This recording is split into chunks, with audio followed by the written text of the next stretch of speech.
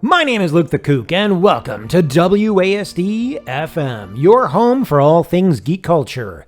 And now for something completely different. A man with 3 buttocks. How about a trip to the past? Let's time travel to 1994 and visit a young Luke the Kook going through a bizarre and unprecedented point in his life.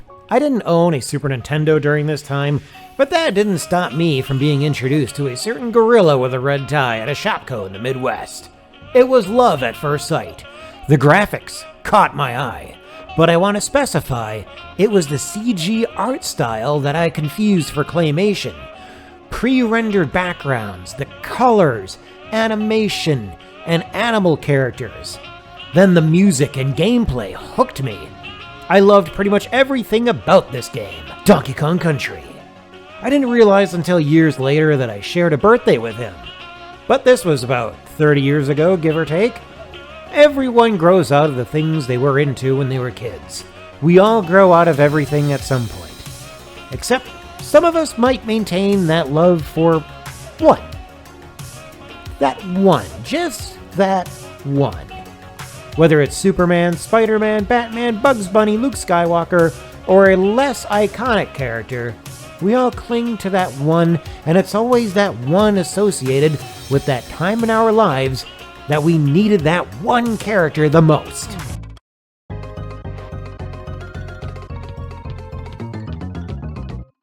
Maybe there was a point in your life that you were introduced to Wonder Woman, Lara Croft, Betty Boop, Boop Boop Be-Doop, or Rocko's Modern Life, and it just hit at the right point in your life.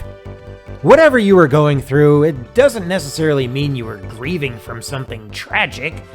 Kind of like what I was at the time when I was introduced to Donkey Kong. Maybe you just needed something to identify with, a vehicle for escapism, or some form of defense mechanism. Maybe a fantasy you could use to help you overcome adversity at an age that you couldn't really understand it.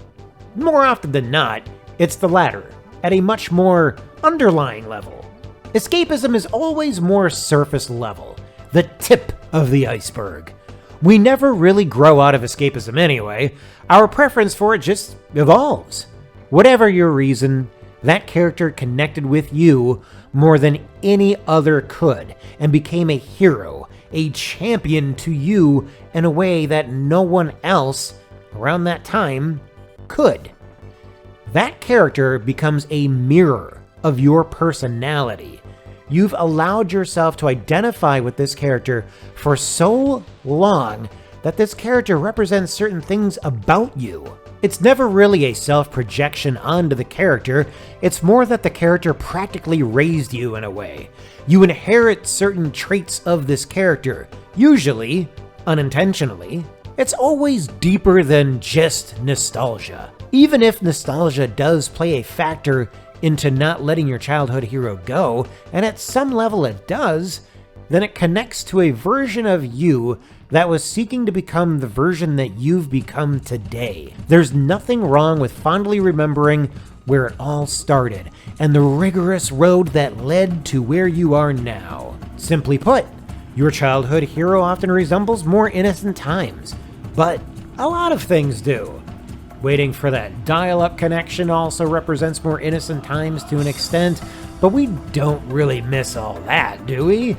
Maybe some of us do. Dial-up internet was a good way to keep the telemarketers at bay for a little while. That's what we called them before we referred to them as spam callers. It's not necessarily the times that were innocent, certainly not the times outside of our little bubble.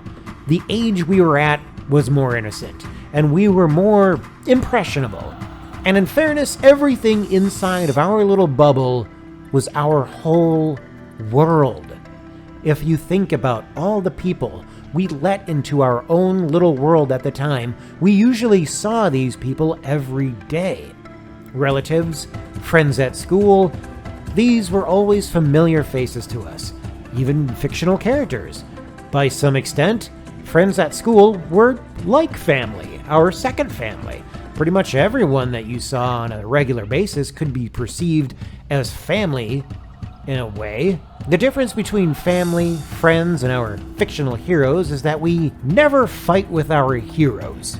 We fight with family, We move on from old friends, but our hero usually remains the same. As much as we change throughout life, it's never a bad thing to let a good part of you remain the same. It's like a lightning rod, in a sense. As far as you go in life, as much as you change, there's a part of you that you feel comfortable returning to. It's a part of you that knows you the most. It's that bridge between who you were, the journey you took, and who you are today.